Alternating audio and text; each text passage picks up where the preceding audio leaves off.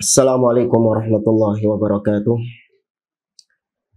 Innal hamdalillah nahmaduhu wa nasta'inuhu wa nastaghfiruh. Wa na'udzu billahi min shururi anfusina wa min sayyiati a'malina. Man yahdihillahu fala mudhillalah wa may yudlil fala hadiyalah. Wa asyhadu an la ilaha illallah wahdahu la syarikalah. Wa asyhadu anna Muhammadan 'abduhu wa rasuluh. Ya ayyuhalladzina amanu taqullaha haqqa tuqatih wa la tamutunna illa wa antum muslimun.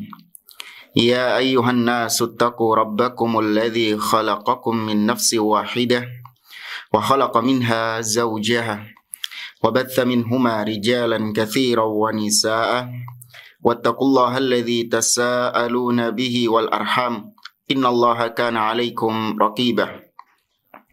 Ya ayyuhalladzina amanu taqullaha wa qulu qawlan sadida yuslih lakum a'malakum wa yaghfir lakum dhunubakum wa may yuti'illaha wa rasulahu faqad faza fawzan 'azima amma ba'd. Fa inna asdaqal hadithi kitabullah wa khairal hadi hadi Muhammadin sallallahu alaihi wasallam wa syarrul umuri muhdatsatuha wa kullu muhdatsatin bid'ah wa kulla bid'atin dhalalah wa kulla dhalalatin finnar.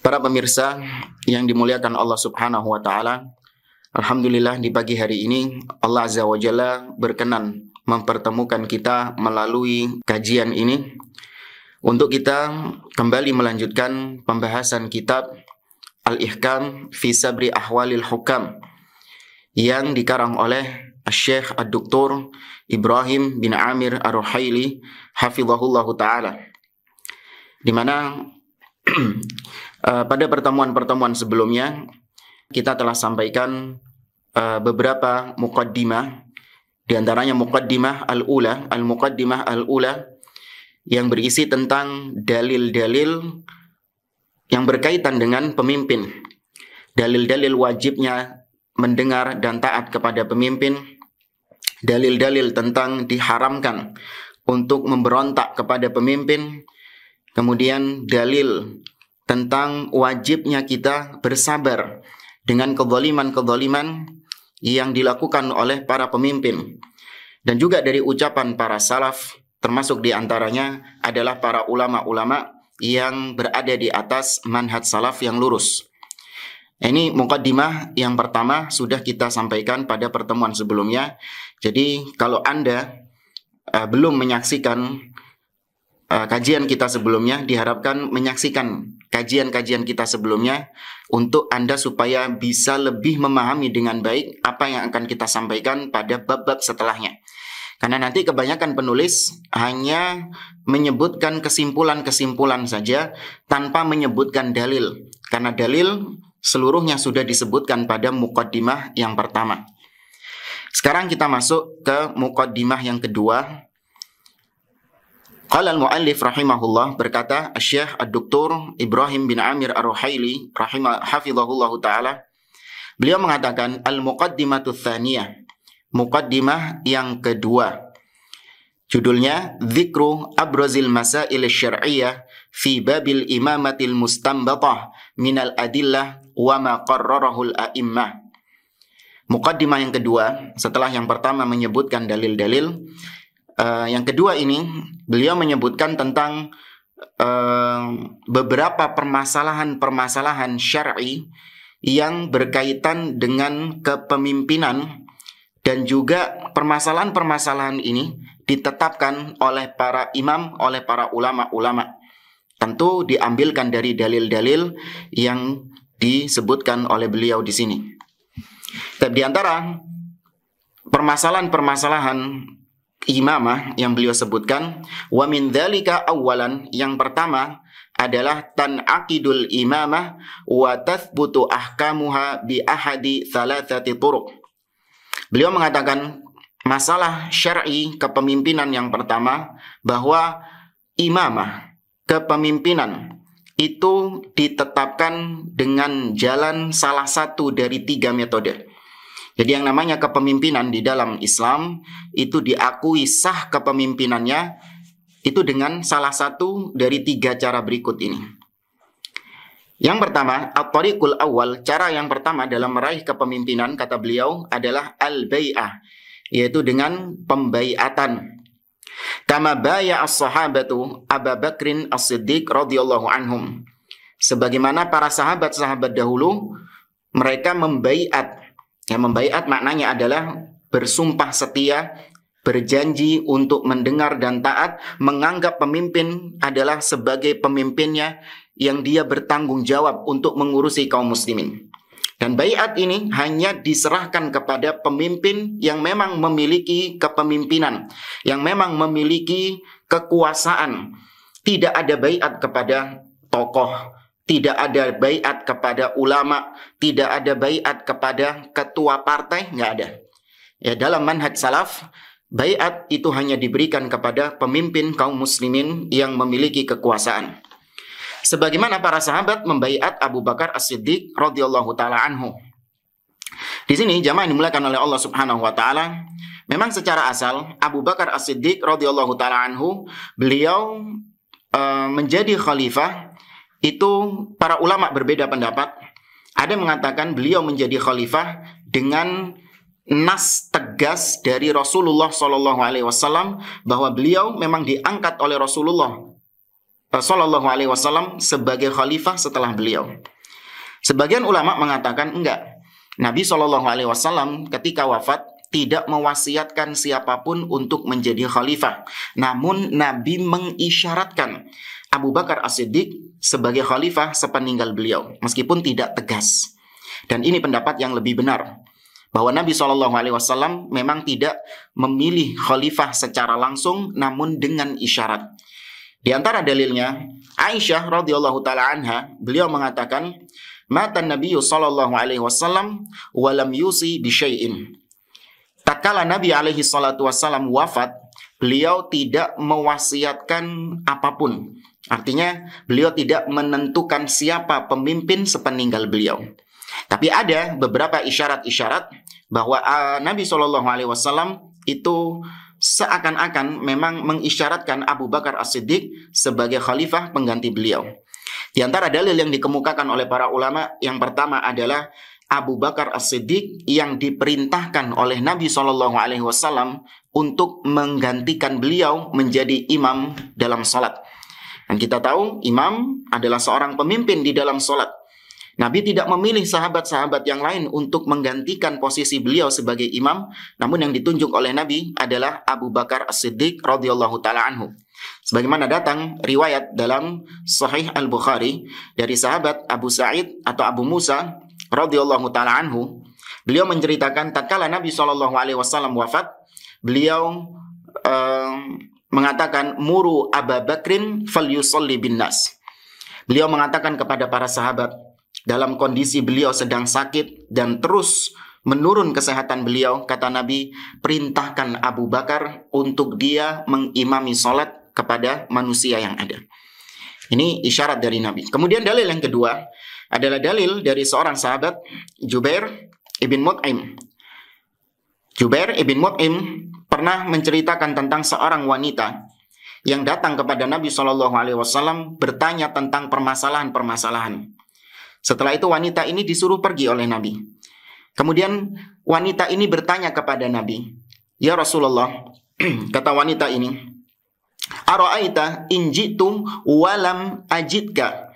Wahai Rasulullah, bagaimana kalau nanti aku datang kepadamu lagi tapi kau sudah nggak ada? Ka'annaha turidul maut. Yang dimaksud wanita ini seakan-akan, gimana kalau aku datang lagi ke sini kau sudah meninggal? Maka lihat bagaimana Nabi SAW mengatakan, "Illam tajidni fa'ti Abu Bakrin."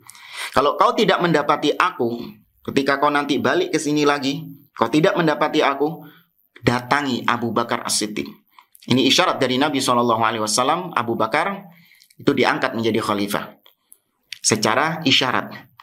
Kemudian dalil yang ketiga, Abu Bakar As-Siddiq sebagai khalifah, dari isyarat Nabi SAW, yaitu hadis dari Aisyah radhiyallahu taala anha, sebagaimana datang dalam riwayat Imam Muslim. Nabi SAW pernah berkata kepada Aisyah radhiyallahu taala anha, beliau mengatakan, ud'i li id'i li Aba Bakrin abaki wa akhaki.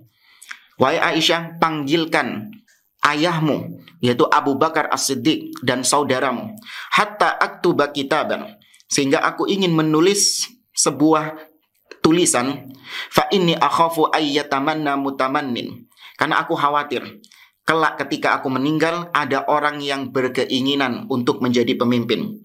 Wa yaqulu qail ana aula, sehingga dia mengatakan aku lebih pantas jadi pemimpin, aku lebih pantas jadi pemimpin. Namun Nabi mengatakan wa ya'ballahu wal mu'minuna illa Aba Bakrin, sedangkan Allah dan orang-orang yang beriman tidak menghendaki pemimpin kecuali Abu Bakar As-Siddiq.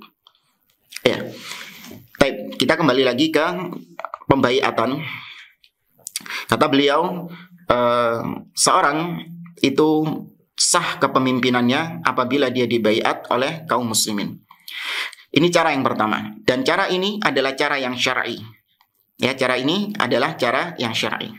Kemudian kata beliau, at-tariqus tsani, cara yang kedua dalam meraih kepemimpinan yang sah di dalam agama Islam adalah istikhlaful imamis sabiq, yaitu imam sebelumnya sudah menunjuk penggantinya. Kalau bahasa kita sekarang, bahasa modern ini ada istilah putra mahkota. Rajanya masih hidup, tapi dia sudah menetapkan penggantinya. Nanti kalau saya mati, penggantinya fulan ini.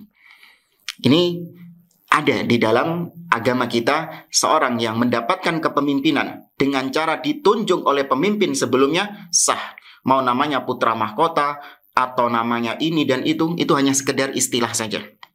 Kama ahida Abu Bakrin ila Umar radhiyallahu anhuma wa aqadal ijma' ala jawazi. Dalilnya adalah bagaimana Abu Bakar As-Siddiq menunjuk Umar ibn Khattab sebagai pengganti beliau, dan telah terjadi kesepakatan di antara kaum muslimin tentang bolehnya menunjuk pemimpin dengan cara yang kedua ini. Tapi sebelum kita masuk ke cara yang ketiga, dua cara yang kita sebutkan tadi, yaitu baiat dan putra mahkota ditunjuk oleh pemimpin sebelumnya, ini meraih kepemimpinan yang syar'i. Ya, seorang meraih kepemimpinan yang syar'i dengan dua cara ini. Kemudian yang ketiga, at-tariqus tsalits al-qahru wal istila. Cara yang ketiga adalah dengan penaklukan atau kudeta, yaitu menaklukkan pemimpin sebelumnya, memberontak kepada pemimpin sebelumnya. Ini cara yang nggak syar'i. Tapi kalau sudah berhasil mencapai puncak kepemimpinan, maka kepemimpinannya sah. Ya, berlaku hukum pemimpin bagi dia, wajib didengar dan ditaati. Meskipun orang yang melakukan pemberontakan seperti ini, dia berdosa. Karena cara yang seperti ini bukan cara yang syar'i dalam meraih kepemimpinan, dalam memperoleh kepemimpinan. Kita dengar penjelasan dari Syekh Ibrahim Ar-Ruhaili. Fa'idha tasadda lil imamah rajulun muslim wa qaharan nas bisyaukatihi wa junudihi in aqadat khilafatuhu liyantadhima syamlul muslimin. Kata beliau, apabila ada seorang muslim, ingat ya, yang jadi pemimpin kita ini, yang kita bahas ini adalah dia muslim. Kita nggak bicara tentang pemimpin yang kafir, ini bukan pemimpin. Tapi dia adalah seorang muslim. Kemudian dia mengalahkan pemimpin sebelumnya, entah dengan kekuatan dia atau dengan pasukannya. Maka kalau sudah berhasil menguasai, sah kekhalifahannya dan dia berhak untuk mengatur kaum muslimin secara keseluruhan. Qad yakunu bisilahin wa qad yakunu bisilahin wa biljah. Terkadang dengan cara yang ketiga ini, itu nggak harus dengan senjata saja, nggak harus dengan kekuatan militer, tapi dia bisa berhasil mengalahkan pemimpin sebelumnya, mengkudeta pemimpin sebelumnya itu dengan suara, sebagaimana yang terjadi dalam pemilu atau dalam sistem-sistem yang lain, ya, tidak dengan cara-cara kudeta militer yang berdarah-darah dengan senjata, enggak, tapi dengan suara. Nah, ini masuk dalam kategori yang ketiga ini. Kalau sudah berhasil mendapatkan kepemimpinan tersebut, sah kepemimpinannya meskipun caranya enggak syar'i. Termasuk diantaranya pemilu yang terjadi di negeri-negeri yang ada, di negara-negara yang ada, termasuk di negara kita Indonesia. Pemilu itu bukan jalan Islam. Ya, pemilu itu bukan jalan Islam. Bahkan pemilu itu merupakan sebuah bentuk kemungkaran. Bagaimana tidak? Seorang yang ahli ilmu misalnya, dia orang yang taat kepada Allah, dia orang yang saleh, itu disamakan suaranya dengan orang yang fasik, ya, pemabuk, pezina, LGBT, atau apapun itu sama suaranya dalam pemilu. Kalau ada syubhat yang mengatakan, Ustadz, bukannya dahulu Umar ibnul Khattab ketika wafat, beliau menunjuk 6 orang untuk bermusyawarah menentukan siapa pemimpin yang menggantikan beliau, menggantikan Umar. Kan sama saja itu seperti pemilu. Ini kegagal pahaman dia terhadap perbedaan antara pemilu dengan musyawarah. Yang benar adalah musyawarah, di mana hanya terbatas pada orang-orang yang dikenal dengan istilah ahlul hilli wal aqd. Orang-orang yang memang memiliki kesolehan, orang-orang yang memang memiliki ilmu, orang-orang yang memang memiliki kecerdasan. Hanya itu saja yang menentukan pemimpin. Bukan semua orang berpartisipasi. Lihat, Umar ibnul Khattab hanya menunjuk 6 orang saja untuk menentukan pemimpin pengganti beliau. Yang pertama, Ali bin Abi Thalib, Utsman bin Affan, Abdurrahman bin Auf, Az-Zubair ibnul Awam, Talha bin Ubaidillah, dan Sa'ad bin Abi Waqqas. 6 orang ini saja. Sahabat-sahabat yang lain gak ikut dalam musyawarah ini. Maka jelas beda antara pemilu, intikhabat, dengan musyawarah ahlul hilli wal aqd. Ini tentu perbedaan yang mencolok. Baik. Kata Syekh Ibrahim, "Famata tawalla rajulun 'alal muslimina bi ahadi hadhihi turuq fahuwa imamun syar'i tathbutu lahu ahkamul imamah wa yajibu lahu sam'u wa ta'ah." Kata beliau, mana saja di antara kaum muslimin yang menguasai, yang berhasil berkuasa dengan salah satu dari 3 cara tadi, baiat, kemudian dengan ditunjuk oleh pemimpin setelah sebelumnya, atau dengan cara pemberontakan kudeta, baik dengan senjata ataupun dengan suara. Barang siapa yang mendapatkan kepemimpinan dengan 3 metode tadi, fahuwa imamun syar'i, maka dia ini adalah seorang pemimpin yang sah kepemimpinannya. Tathbutu lahu ahkamul imamah, telah tetap baginya hukum-hukum yang berkaitan dengan pemimpin. Apapun hukum-hukum di dalam Islam yang berkaitan dengan pemimpin, itu sah untuk diterapkan kepada orang yang mendapatkan kepemimpinan dengan 3 cara tadi. Ya, sah kepemimpinannya. Dan wajib mendengar dan taat kepada pemimpin tersebut. Nah, jamaah dimuliakan oleh Allah Subhanahu wa Ta'ala, ada hikmah di balik ini semua. Kenapa kok metode yang ketiga itu ditetapkan? Sebagian orang mungkin menganggap, Ustadz, bagaimana Anda mengatakan pemilu itu proses yang tidak syar'i? Tapi kenapa hasilnya dari pemilu tersebut kok diterima? Ada lagi sebagian orang jahil mengatakan bahwa ini ibarat seperti babi mentah nggak mau, tapi kalau sudah jadi babi goreng, sudah jadi krengsengan babi, sudah jadi sop babi, baru mau dimakan. Kalau babi mentah nggak mau, tapi kalau babi sudah matang baru mau.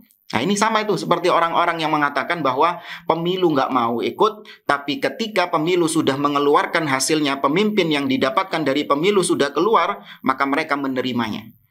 Ini orang-orang yang jahil dalam beragama, tidak memahami agama, tidak mempelajari agama dengan baik.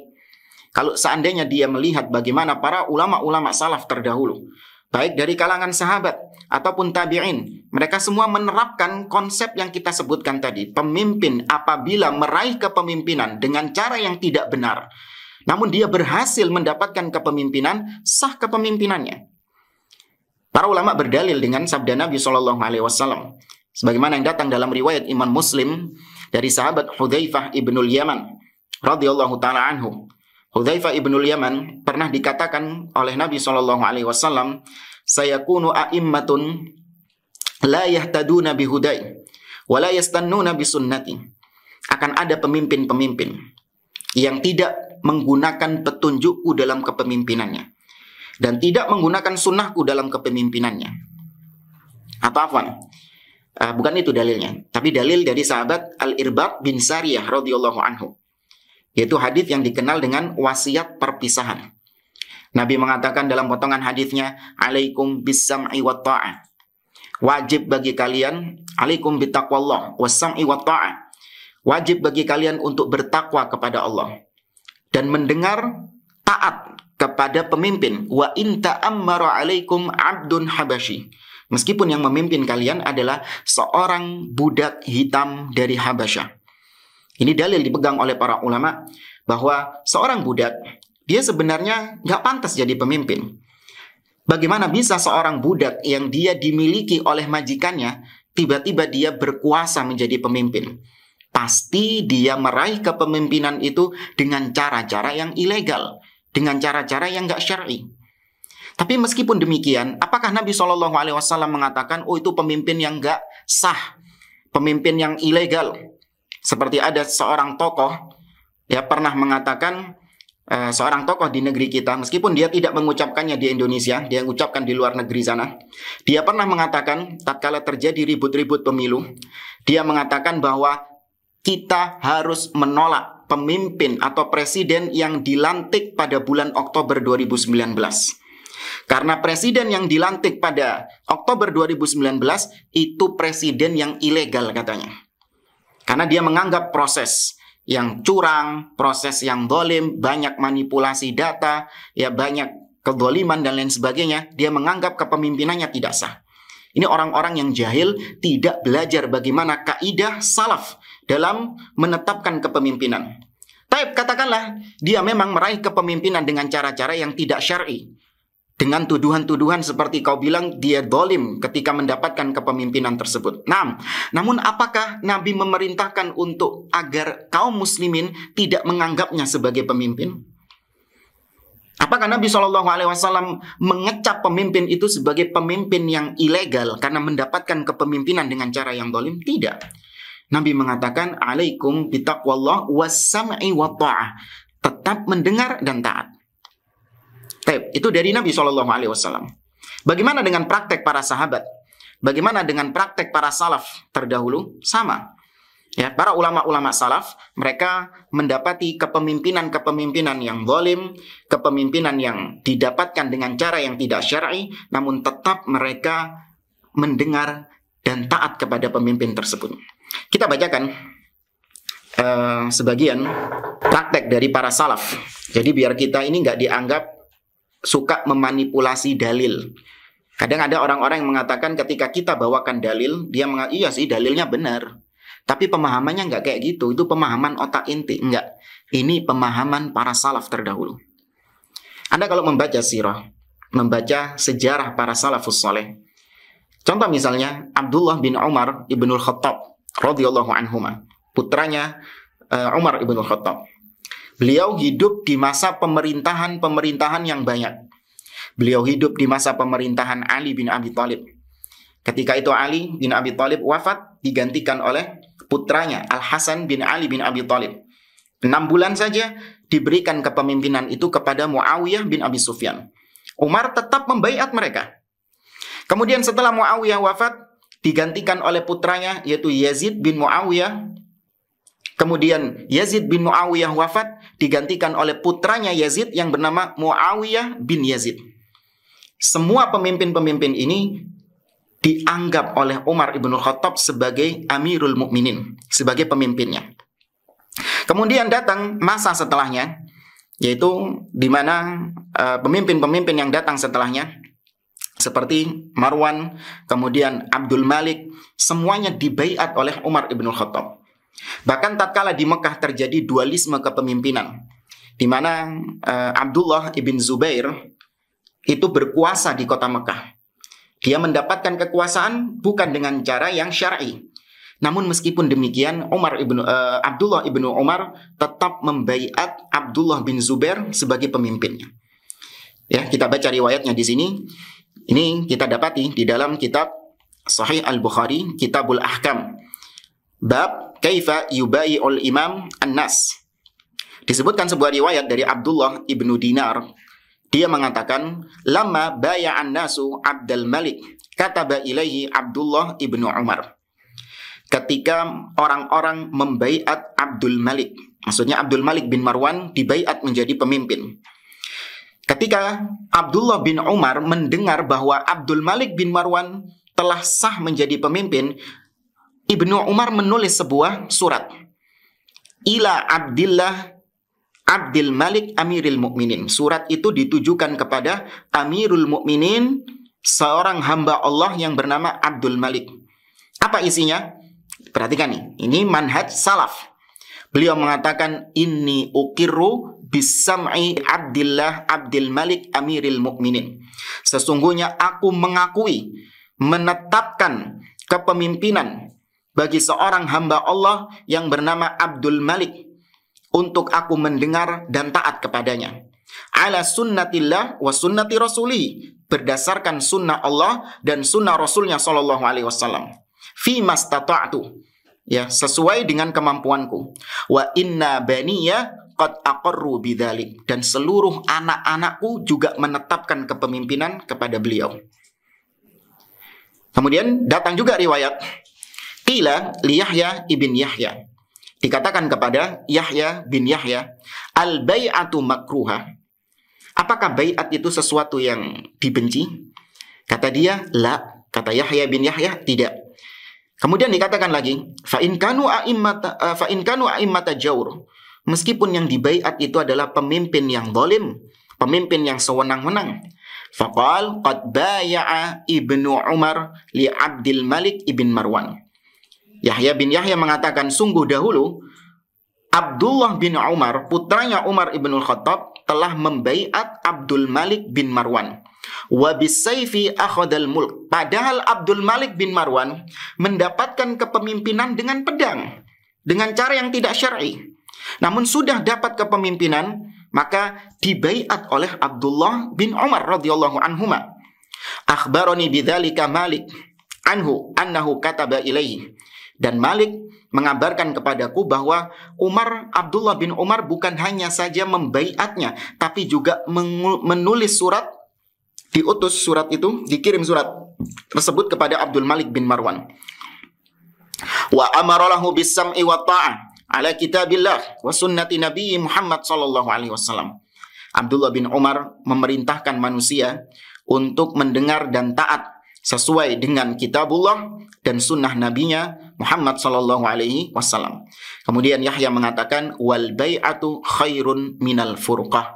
Bai'at itu lebih baik daripada perpecahan. Ini kalau Anda mendengar orang-orang yang masih belum move on, presiden yang terpilih itu dianggap sebagai presiden yang ilegal, nah, tinggalkan orang-orang seperti ini. Kainan man kana, siapapun dia, dengan gelaran apapun. Jangan terkecoh dengan gelarannya, ya, entah dia kiai, atau dia habib, atau dia dzurriyah Nabi. Kalau dia mengajak kepada sesuatu yang menyimpang dari jalan para salaf, tinggalkan orang-orang yang bermasalah seperti ini. Ya. Tapi jamaah dimulakan oleh Allah Subhanahu wa taala, sebagian ahli bid'ah merasa berat. Masa sih pemimpin yang zalim harus kita taati? Masa pemimpin yang kejam, sewenang-wenang, itu harus tetap kita bersabar? Bukankah lebih layak untuk kita gulingkan pemimpin seperti ini? Kenapa Nabi SAW memerintahkan kita untuk bersabar ketika kita mendapati ada pemimpin yang sewenang-wenang? Tadi riwayat Hudzaifah ibnul Yaman, Nabi mengatakan akan ada pemimpin-pemimpin setelahku, ya sayakunu a'immatun ba'di. Akan ada pemimpin-pemimpin setelahku tidak menggunakan sunnahku dan tidak menggunakan petunjukku dalam kepemimpinannya. Wa sayaqumu fihim rijal qulubuhum qulubus syayatin fi juthmani ins. Dan akan ada orang-orang yang hatinya itu berhati setan dalam jasad manusia. Hudzaifah ibnul Yaman mengatakan, "Kaifa asna'u ya Rasulullah in adraktu dzalik?" Wahai Rasulullah, bagaimana sikapku kalau aku mendapati ada pemimpin-pemimpin yang seperti itu? Apakah Nabi nyuruh untuk mengatakan presidennya ilegal? Apakah Nabi memerintahkan Hudzaifah untuk turun ke jalan, mendemo rame-rame, mengkudetanya? Enggak. Nabi mengatakan tasma' wa tuti'. kau tetap mendengar dan taat kepada pemimpin. Wa in duriba dhahruka wa ukhidha maluka isma' wa ati'. Meskipun punggungmu dipukul, hartamu dirampas, tetap mendengar, kau dengar dan taat kepada pemimpin tersebut. Ini seakan-akan gak adil. Kenapa Nabi memerintahkan sesuatu yang kok cemen banget? Pemimpin zalim gak bukannya dilawan. Mana izzahnya Islam itu? Maka disebutkan oleh para ulama, hikmahnya adalah kalau setiap pemimpin dituduh zalim itu harus dilengserkan, maka insya Allah setiap hari pasti pemimpin itu dilengserkan. Karena pasti ada segelintir orang yang menganggap pemimpin tersebut zalim. Naik satu pemimpin, kemudian dianggap zalim, dilengserkan. Besoknya naik pemimpin lagi, sekelompok yang lain mengatakan zalim, dilengserkan. Terus berputar seperti itu, nggak mari-mari, nggak selesai-selesai. Bahkan yang terjadi bukan hanya sekedar menggulingkan pemimpin, tapi ada darah yang tertumpah di situ. Ada nyawa yang melayang di situ. Makanya Nabi SAW mengatakan tetap bersabar. Tujuannya apa? Untuk meredam fitnah. Ya, untuk meredam fitnah. Karena bersabarnya seorang muslim di bawah kepemimpinan yang zalim itu lebih baik daripada dia memberontak kepada pemimpin yang zalim tersebut sehingga terjadi pertumpahan darah. Hilangnya keamanan dari satu negeri, huru-hara, prahara yang terjadi di negeri tersebut tak bisa terhindarkan. Dan berapa banyak contoh negara-negara yang sudah mengalami hal itu. Dan alhamdulillah negara kita hampir saja mengalami masa-masa krisis seperti itu tahun 98 dahulu. Namun alhamdulillah Allah Subhanahu wa taala mengembalikan keamanan di negeri kita sehingga kita masih bisa hidup damai di negeri ini, menjalankan ibadah kepada Allah, menuntut ilmu dan lain sebagainya. Ini nikmat yang harus dijaga. Karena Nabi Ibrahim alaihissalam tatkala beliau berdoa kepada Allah Subhanahu wa taala, yang pertama kali beliau minta adalah keamanan. Beliau mengatakan, wa in qala Ibrahim rabbi ja'al hadha baladan amina. Ya Allah, ketika Nabi Ibrahim mengatakan, ya Allah, jadikanlah negeri ini adalah negeri yang aman. Baru setelah itu Nabi Ibrahim berdoa minta supaya negerinya makmur dengan makanan-makanan. Warzuqhum minats tsamarat, dan berikanlah rizki berupa buah-buahan. Maka keamanan dulu. Apa gunanya Anda memiliki makanan, memiliki harta, memiliki rumah, memiliki kendaraan, memiliki istri, namun Anda hidup di negeri yang porak-poranda, tidak ada rasa aman sama sekali. Ya, makanya kalau ada orang-orang yang ingin untuk membakar api fitnah, menyulut api fitnah dengan mengatakan tadi presiden yang ada itu ilegal atau presiden yang ada itu tidak sah, ya, ini orang-orang seperti ini harus diperangi memang. Ya, jangan didiamkan orang-orang seperti ini. Harus diperangi, harus dibantah pemikiran-pemikiran sesatnya. Nah, ini poin yang pertama. Imamah itu ditetapkan dengan 3 jalan tadi.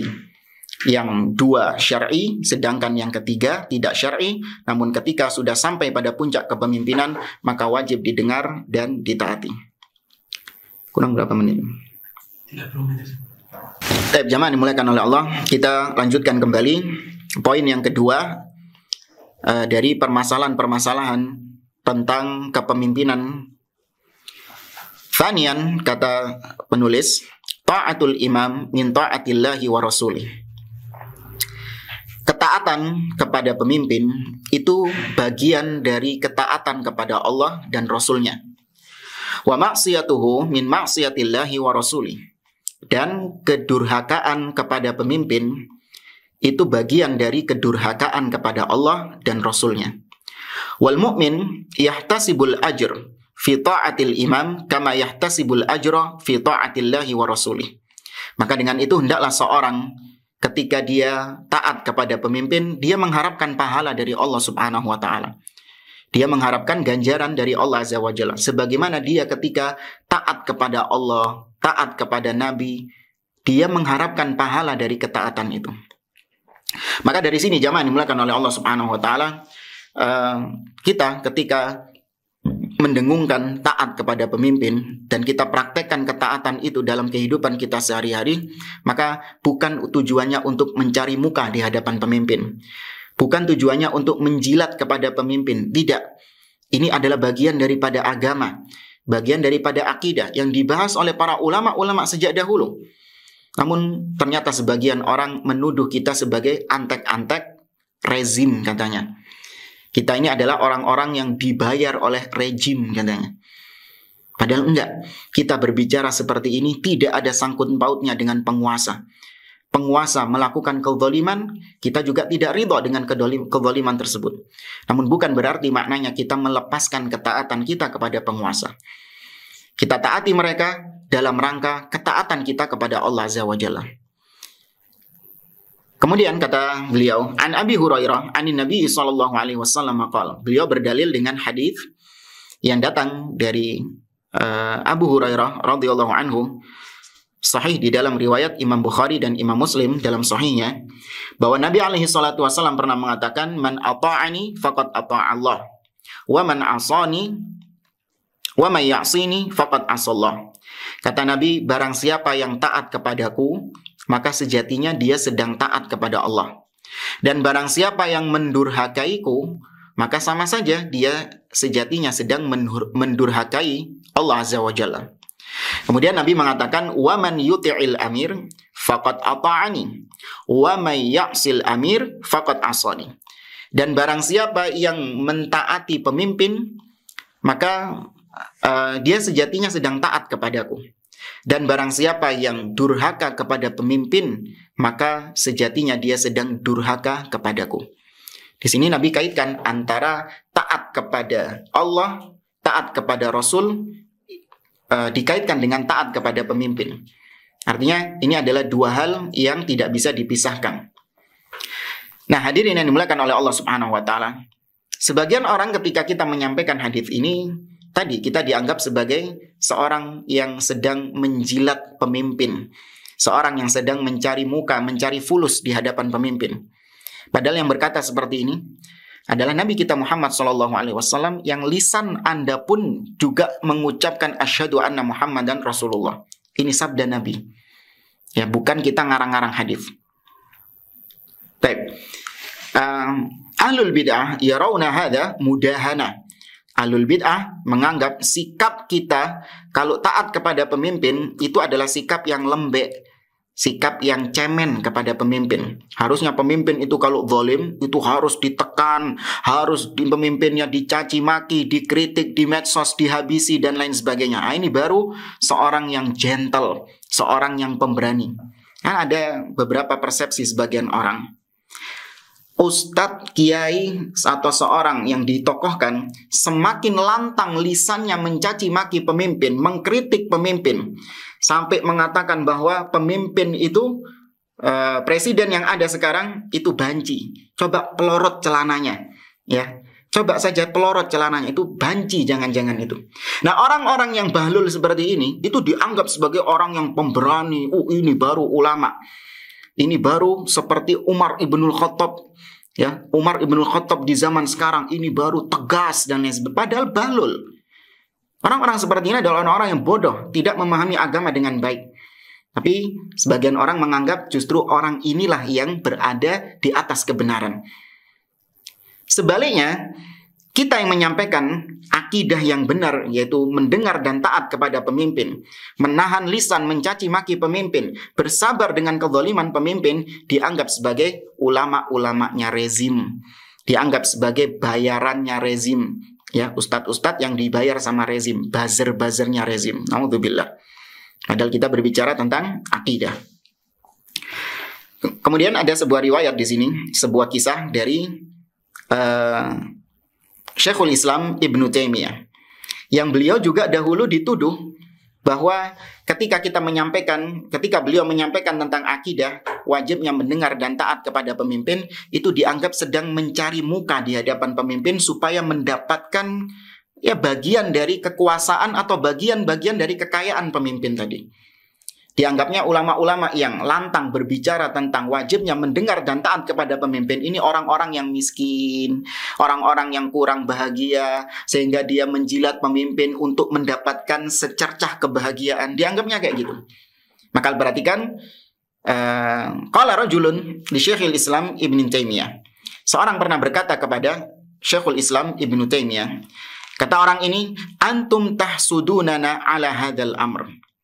Kalian ini, ya orang-orang yang suka lantang mengatakan wajibnya taat dan mendengar kepada pemimpin. Kalian ini hasud. Kalian ini dengki, iri kepada pemimpin-pemimpin yang ada. Atau kalian ini iri kepada kita yang ingin memperjuangkan katanya. Kata Syekhul Islam Ibnu Taimiyah, "Lau annal muluk wa abna'al muluk ya'lamuna ma nahnu fihi minas sa'adah la jaladuna 'alaiha bisuyuf." Kau tahu nggak? Seandainya tuh pemimpin-pemimpin dan anak-anaknya pemimpin itu tahu bagaimana kita ini, yaitu orang-orang yang hanya menyibukkan diri dengan ilmu, seandainya mereka tahu kita ini berada di atas kebahagiaan yang hakiki, sungguh mereka kalau tahu tentang kebahagiaan kita itu, mereka akan memperebutkan kebahagiaan itu dari kami dengan pedang mereka. Jadi kalau pemimpin-pemimpin tahu, orang-orang tahu bagaimana bahagianya kita ini berada di atas manhaj, berada di atas ilmu, menyibukkan diri dengan urusan-urusan ilmu. Bahagia seorang ini. Andai kata mereka tahu, niscaya kebahagiaan yang kita rasakan sekarang ini dengan menuntut ilmu ini pasti akan dicabut, direbut sama mereka meskipun dengan pedang. Ini bantahan Syekhul Islam Ibnu Taimiyah radhiyallahu ta'ala rahimahullah kepada mereka-mereka yang menganggap bahwa ulama-ulama yang menjelaskan tentang akidah salaf wajibnya mendengar dan taat kepada pemimpin hanya untuk sekedar mendapatkan kenikmatan duniawi, maka enggak. Kita sudah nikmat dengan menuntut ilmu. Ya, kita sudah nikmat berada di atas manhaj salaf ini. Itu kenikmatan yang luar biasa, kebahagiaan yang tidak bisa diganti dengan apapun. Ya. Baik, jamaah dimulakan oleh Allah Azza wa Jalla. Sebelum kita lanjut ke poin yang ketiga, tadi belum kita sampaikan tentang sebagian orang yang menganggap bahwa iya sih, saya percaya dengan dalil-dalil yang disampaikan tadi, tapi pemimpinnya yang mana dulu? Ini kalau kita ingat kajian kita sebelumnya, penganut-penganut mazhab Tapi'i. Ya, penganut-penganut mazhab Tapi'i. Dibawakan dalil, wajibnya mendengar dan taat kepada pemimpin. Iya, tapi pemimpin yang mana dulu? Pemimpin yang bagaimana dulu? Tapi ini, tapi bagaimana? Nah, itu, banyak tapinya. Maka disebutkan oleh para ulama bahwa pemimpin yang ada sekarang ini, yaitu pemimpin negeri kita, pemimpin negara kita, presiden kita, Bapak Joko Widodo, hafizahullah ta'ala, itu adalah pemimpin yang sah. Barang siapa yang mencoba untuk mengganggu gugatnya, mengatakan pemimpin ilegal, ini kalau dalam hukum Islam, orang seperti ini dipenggal lehernya. Sah, kalau ada pemimpin memenggal orang seperti ini, itu sah di hadapan syar'i. Berdasarkan sabda Nabi SAW, beliau mengatakan, "Man atakum wa amrukum jami' ala rajulin yuridu ayyashukka asakum, fadribu unuqa akhirihima kainan man kana." Atau kama qala sallallahu alaihi wasallam. Barang siapa yang datang kepada kalian, sedangkan kalian sudah berada di atas kepemimpinan seseorang, kemudian orang ini datang mengganggu-ganggu, ingin untuk memecah belah barisan kalian, maka penggal leher orang tersebut, kainan man kana, siapapun dia, apapun statusnya. Ya, maka sekali lagi, pemimpin yang ada sekarang itu adalah pemimpin yang sah, wajib didengar dan ditaati.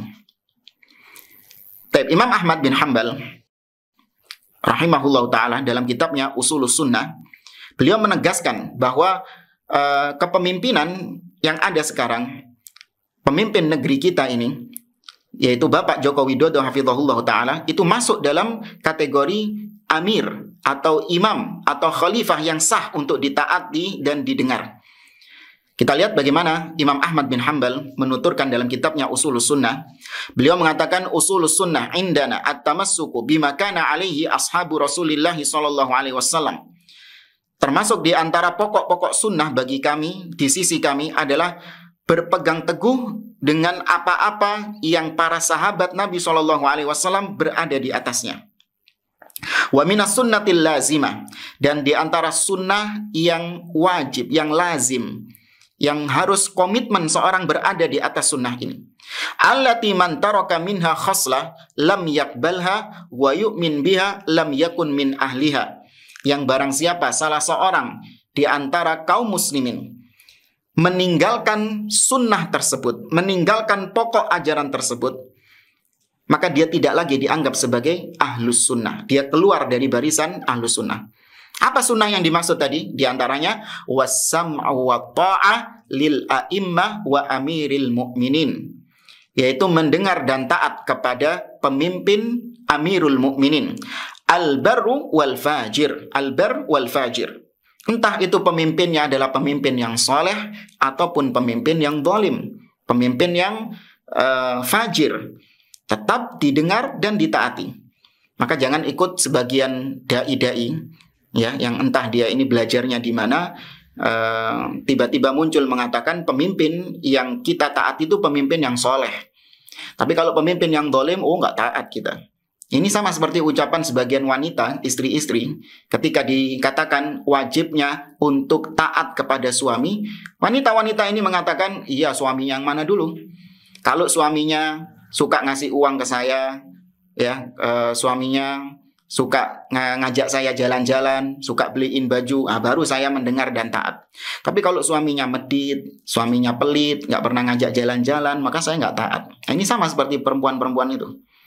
Sebagian dai-dai yang muncul di zaman sekarang yang mengatakan bahwa pemimpin yang ditaati hanya pemimpin yang soleh, ini fix dia bukan ahlus sunnah wal jamaah alias ahlul bidah. Maka Imam Ahmad menegaskan pemimpin yang baik ataupun yang fajir. Kemudian waman waliyal khilafah, dan pemimpin yang menguasai kekhalifahan, ya, yang sudah mendapatkan tampuk kekhalifahan. Wajtama'an nasu alaihi, dan manusia sudah bersepakat mengangkat pemimpin tersebut. Waradu bihi, dan ridha terhadap pemimpin tersebut. Mayoritas masyarakat ridha dengan pemimpin tersebut, meskipun tidak konsensus 100%, tapi mayoritas sudah ridha. Wa man dhahara alaihim bisayf, termasuk di antaranya orang-orang yang mendapatkan kepemimpinan dengan pedang. Sekarang kita tanya, orang yang mendapatkan kepemimpinan dengan cara kudeta, ini cara yang dibenarkan atau tidak? Tidak dibenarkan. Tapi berkaitan bersamaan dengan itu, Imam Ahmad tetap memerintahkan untuk mendengar dan taat. Coba sekarang kita pakai ucapan ini dalam kepada kondisi negeri kita. Pemimpin yang ada sekarang dituduh oleh sebagian orang mendapatkan kepemimpinan dengan cara yang zalim, sampai-sampai dikatakan presiden ilegal. Maka kita katakan, apakah kezaliman pemimpin meraih kepemimpinan tersebut dengan cara yang tidak syar'i menyebabkan Anda tidak menganggapnya sebagai pemimpin? Kalau Anda mengatakan iya, maka fix berarti Anda masih dalam kategori ahlul bid'ah. Belajar lagi sunnah yang baik. Ya, belajar kitab-kitab akidah para ulama salaf. Gak ada ulama yang beranggapan atau berucap seperti itu. Itu muncul belakangan orang-orang yang gak tahu belajarnya di mana, kitab apa yang dipelajari, tiba-tiba muncul mengatakan pemimpin yang curang, yang memanipulasi data, yang melakukan kecurangan dengan masif, struktural, dan apalah katanya, itu pemimpin yang ilegal, tidak sah untuk dijadikan pemimpin. Ini orang-orang yang tidak belajar akidah dengan baik. Maka beliau mengatakan yang meraih kepemimpinan dengan pedang hatta sara khalifatan wa sumiya amirul mu'minin, sampai dia menjadi seorang khalifah dan dia dijuluki sebagai amirul mu'minin. Hal senada juga dikatakan oleh Al-Imam Al-Barbahari rahimahullah dalam kitabnya Syarhus Sunnah. Beliau mengatakan waman waliyal khilafah bi ijma'in nasi alaihi wa ridahum bihi fahuwa amirul mu'minin. Barang siapa yang berhasil menguasai kekhalifahan, menguasai kepemimpinan, ya, dengan kesepakatan manusia atasnya dan masyarakat ridha kepadanya, maka itu yang dinamakan amirul mu'minin. La yahillu li ahadin ayyabita laylah wa la yara anna alaihi imaman barran kana aw fajiran. Maka tidak halal bagi seseorang dia tidur di malam hari dalam keadaan dia tidak menganggap pemimpin yang sah itu sebagai pemimpinnya. Siapapun pemimpinnya, baik itu pemimpin yang soleh ataupun pemimpin yang fajir. Tetap harus dianggap sebagai seorang pemimpin yang Anda diwajibkan mendengar dan taat kepadanya. Saya kira ini yang bisa kita sampaikan. Kita hanya membahas 2 poin dari muqaddimah yang kedua. Insya Allah pada pertemuan yang akan datang kita bahas poin yang ketiga, yaitu taat kepada Allah dan Rasul-Nya itu ketaatan yang mutlak. Sedangkan taat kepada pemimpin itu ketaatan yang terikat. Apa maksudnya? Ya, insya Allah ikuti kajian kita pada pertemuan yang akan datang. Wallahu ta'ala a'lam. Sekarang kita masuk ke sesi tanya jawab. Kita baca beberapa pertanyaan-pertanyaan. Seraya memohon kepada Allah Subhanahu wa Ta'ala agar Allah membukakan pintu-pintu keilmuannya.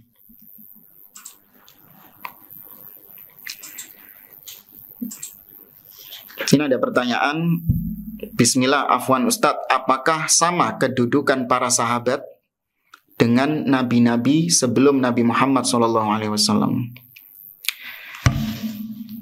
Ya, ini sebenarnya nggak nyambung dengan apa yang kita bahas, tapi ya karena sudah kadung kebaca, nggak apa-apa lah. Dan para ulama bersepakat bahwa manusia terbaik di antara semua manusia yang ada, sejak manusia pertama Adam alaihissalam sampai manusia yang terakhir, yang terbaik adalah yaitu kalangan para nabi dan rasul. Sehingga kalau dibenturkan, apakah sama kedudukan para sahabat dengan nabi-nabi? Tentu berbeda. Para nabi itu lebih tinggi tingkatannya daripada para sahabat Nabi SAW. Tapi kalau para sahabat nabi-nabi sebelum Nabi Muhammad SAW, jika dibandingkan dengan para sahabat Nabi, maka tentu kedudukannya lebih tinggi para sahabat Nabi SAW. Sahabat Musa dengan sahabat Nabi Muhammad, kalau ditimbang mana kedudukan yang lebih tinggi? Para sahabat Nabi. Al-Hawariyun, sahabatnya Nabi Isa alaihissalam. Kalau dibandingkan dengan sahabat Nabi SAW, tentu para sahabat Nabi yang lebih utama. Dalilnya diantaranya akhir surah Al-Fath. Para ulama berdalil dengan akhir surah Al-Fath bahwa para sahabat Nabi SAW itu lebih tinggi tingkatannya dari semua sahabat nabi-nabi yang ada. Allah berfirman, Muhammadun Rasulullah. Walladzina ma'ahu asyidda'u 'alal kuffar, ruhama'u bainahum, tarahum ruk'an sujjada, yabtaghuna fadlan minallahi wa ridwana. Simahum fi wujuhihim min atharis sujud. Dzalika mathaluhum fit Taurah wa mathaluhum fil Injil. Kazar'in akhraja syata'ahu al-ayah. Bahkan para sahabat Nabi, Allah sebutkan itu sudah ada. Allah puji para sahabat Nabi Muhammad SAW dalam kitab-kitab terdahulu, yaitu kitab Taurah dan kitab Injil. Ya, menunjukkan kedudukan mereka itu sangat luar biasa. Tapi kalau dibandingkan Nabi, maka tentu Nabi yang lebih tinggi. Soal berikutnya, wallahualam, soal berikutnya, Ustadz, pemerintah pusat sudah menerapkan new normal. Namun pemerintah di daerah Ana masih diberlakukan PSBB. Mana yang diwajibkan untuk taat, Ustadz? Ya sebenarnya tentu nggak mungkin bertentangan ya secara asal antara pemerintah pusat dengan pemerintah daerah. Maka kalau pemerintah pusat tidak mengeluarkan instruksi bahwa wajib new normal semuanya. Kalau pemerintah, kalau pemerintah pusat mengatakan wajib semua daerah-daerah menerapkan new normal, tidak ada lagi daerah-daerah yang menerapkan PSBB. Kalau ada ultimatum seperti itu dan pemerintah daerah menyelenggarakan PSBB, tentu ini menyalahi pemerintah pusat. Dan yang wajib ditaati adalah pemerintah pusat. Tapi kalau pemerintah pusat tidak memberikan batasan seperti itu, maka berarti pemerintah pusat mengembalikan kepada pemerintah daerah. Maka tentu di sini yang ditaati adalah pemerintah daerah tersebut. Ya, wajib untuk menerapkan diberlakukan PSBB ini. Wallahu a'lam. Soal berikutnya, bagaimana sikap Ana menghadapi syubhat dari seorang teman yang ngajak demo menuntut kebijakan pemerintah?